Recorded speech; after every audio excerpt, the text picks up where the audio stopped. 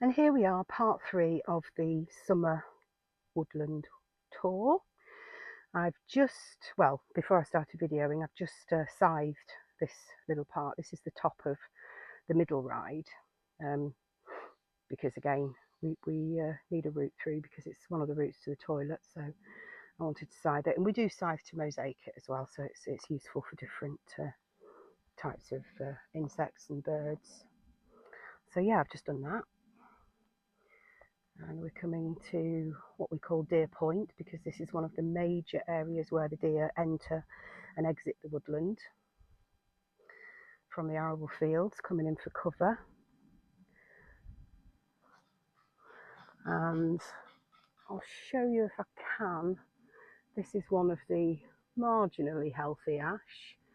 You can see lots of signs of dieback, but it's producing keys, ash keys, the seeds. So we do hope that it will parent resistant offspring. And then another ash here. This is the biggest ash on site, one of my favourite trees. Again, if I can get high enough. Oops, wrong way. Yeah, there's dieback that's evident, but it's a survivor. This one, it's huge. It's the biggest we've got. So maybe it'll survive, unlike this one here, which is a complete failure to thrive. If you think those two trees were planted at the same time, and although this ash is still going, you can see how it's struggled. So yeah, back to the top of Middle Ride. You can see the grass. I will gather this grass up because I don't want to, oops, sorry about that. I don't want to, we don't want to fertilise the rides, because wildflowers like soil that isn't rich in nutrients. So we gather that grass up and we either take it home for our chickens who love it, or we put some under the apple trees. Sorry, I'm having to crouch down to get under this oak. So just to give you an idea of where we are, this is Middle Ride, where I started in the 4th video in the winter, and it was quite stark and open, and now it's just totally enclosed with the summer canopy.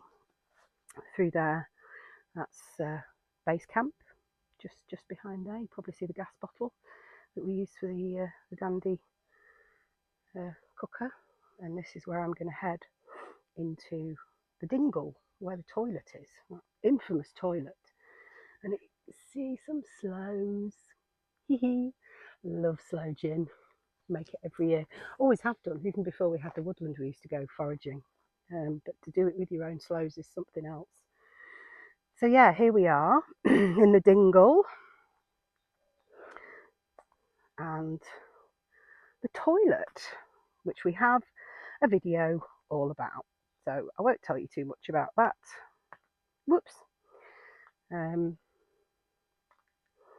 But so just so you can see, and I think as well, see how private it is here.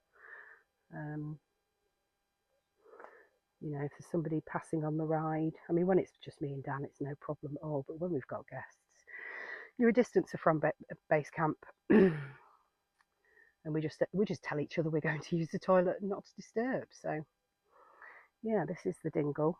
So this is the area that I've said before is just beloved by the birds. So many nests.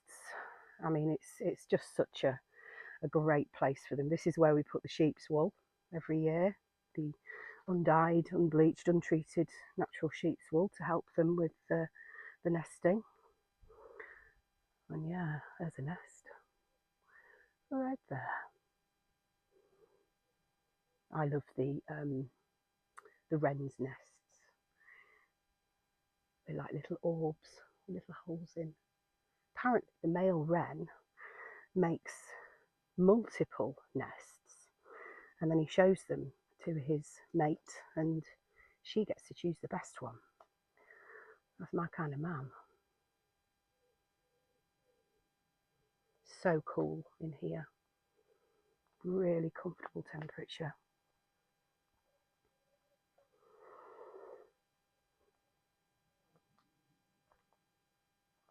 So as per the winter video, I'm doing the same route, coming out of the dingle now into 100 oak.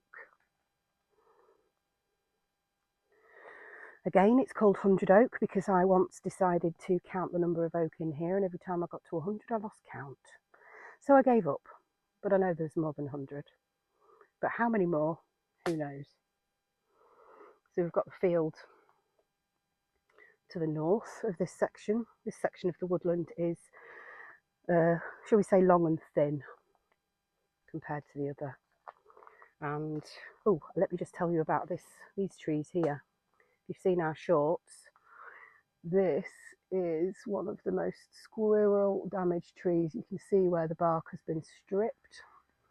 So it's actually completely lost its crown, which is really sad. If you can see there, those middle branches are dead, and that will fall. But what it's done is it's sent out this epicormic growth, these tiny little shoots on the sides, all over. A tiny one there, to recover and to keep growing. So let's hope it survives. Maybe one day it'll look like the major oak that we've just lost in Sherwood Forest. That would be a dream.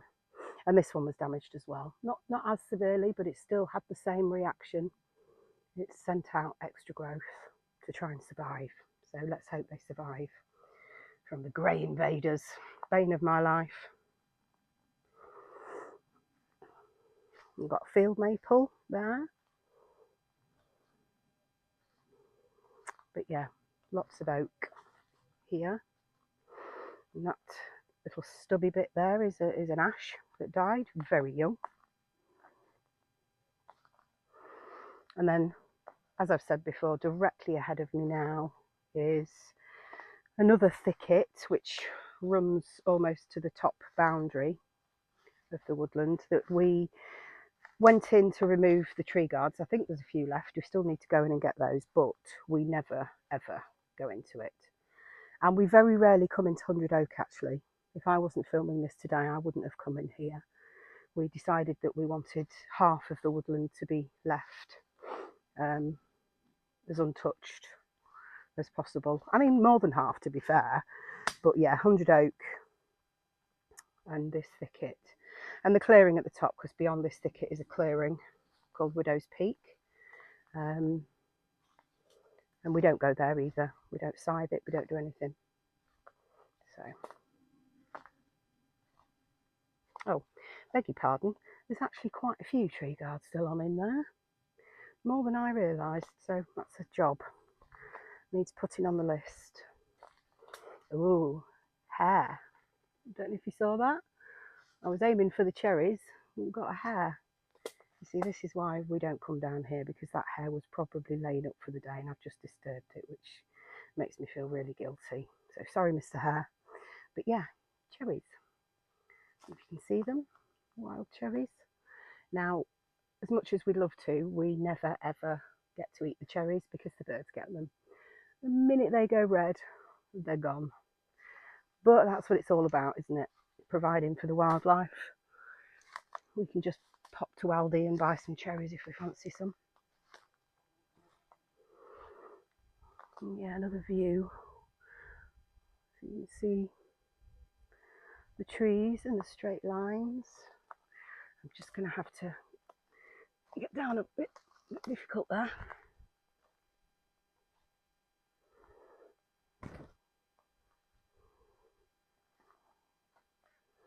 So yeah, we're nearly at the end of part 3. Part 4 is going to have to take a different route, but I'll explain that when we get there. So just through there, we've got the clearing that we'd never go into, and here's the thicket that we also never go into. So thanks again for watching. I'm going to ask you to subscribe, because if you've got to part 3, surely we're doing something right. And it means a lot if you do. We genuinely get so excited when we see new subscribers coming on board. Makes it worthwhile, all the hard work. So see you in the next one. Thanks for watching.